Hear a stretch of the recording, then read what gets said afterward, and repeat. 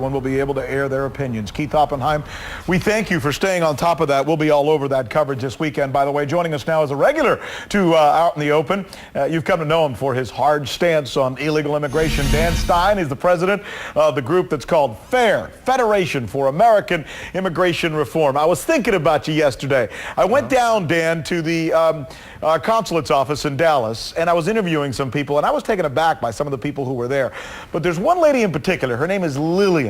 And I had a conversation with her, and I want you to listen to what she has to say, and then I want to talk to you about it on the backside. Let's go ahead. We'll let the folks at home and Dan listen to this. Your entire life you've lived as an American. Yes.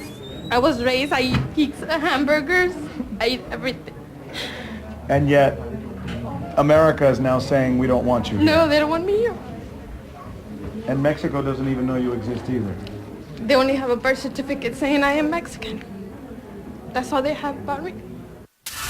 Remember, Dan, last time we were talking, and I said, you know, there's no question that there's a lot of people that probably should be deported, and we should control our borders. But there are also some people in this country who just seem like they should be the exception. Somebody like this young lady. I mean, she seems to be no less American than you or I, right? Shouldn't we have a system that whittles through this and finds out who's good, who's bad, who should go, who should stay?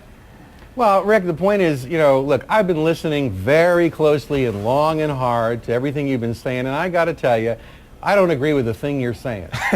I mean, honestly, I just don't. I appreciate that. Well, the point is, look, you say I want all illegal aliens deported. Look, I'd be happy to get a few people deported. I'd be happy to see the rule of law restored in this area. And what is going on down in Irving is basically an attack by the Mexican government and the consulates on the rule of law. The thing that actually ties together this highly diverse society. You lose the rule of law and the basic principles involved, and I'm telling you, you're headed down a very dark path in this country. We know that, but Dan, well, what we're talking about, wait, hold on, give me just a second. I know, and you'll have plenty of time to talk.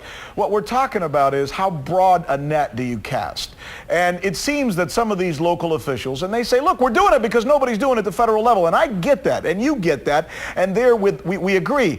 But if the net is just thrown out there to catch everything, you know, you're going to catch some good fish with the bad fish as well, and that's the point that I'm making as well. Do you get that? Well, but the point is, I think you are trying to confuse what I think is a very straightforward issue. Mm-hmm. There's no area of enforcement, of any kind of law enforcement in this country where feds and locals do not partner, except in the immigration context. And that's one of the reasons why we've lost control of the borders. The Mexican government and the consulates would never tolerate U.S. interference in its own domestic policies. Mm-hmm. I believe Vicente Fox ought to follow the golden rule, which is basically they ought to treat us the way they would want to be treated in their own country. We have an immigration law, and naturally it should respect basic human rights. We need to have cops stop on reasonable suspicion, articulable suspicion, not on the basis of just how you look.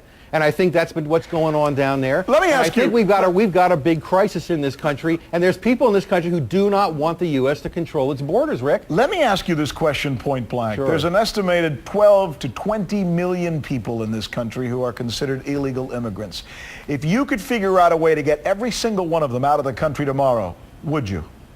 You remember what Chairman Mao said? I'm not fond of quoting him, but you know, the road to success starts with one step. The road to success here starts with getting rid of one person who's broken the law. People need to ask themselves down in Texas, did I respect U.S. laws? Right. Did I play by the rules? But you're not answering my question, Dan. What I want to know is, do you want them all out? Or are you willing to come up with a plan that screens and chooses who stays and who goes? But look, we all want a system that works. You know, if there were less gravity, Rick, we'd all run faster. You're asking questions that have nothing to do with the real world. We're trying to start a system that's going to command respect around the world so that we can be proud of an immigration policy that not only the rest of the world will respect, but that serves our interests as well.